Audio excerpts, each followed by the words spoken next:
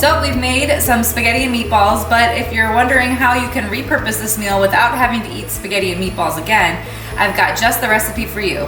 So we're going to take our leftover meatballs and some of our leftover spaghetti sauce and heat that up in a saucepan. We're gonna add some of our meatballs that have been refrigerated or frozen to our sauce. Let those heat up.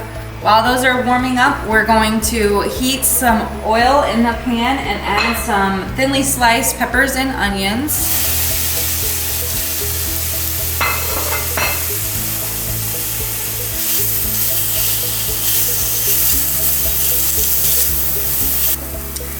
All right, after our veggies have softened, we're going to assemble our sub.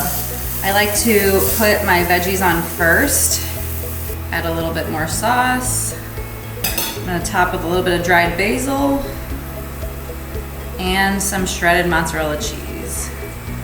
If you're gonna take this to go, you can fold it up in some foil and put it in a lunchbox. If you've got kiddos at home, you can serve this deconstructed with already pre-cooked beef meatballs, some sauce for dipping, some cheese, and some cut up veggies, and they can have this kind of as a Lunchable. But there you have it, a meatball sub ready for lunch the next day after being spaghetti and meatballs the night before. For this recipe and more, visit ohiobeef.org.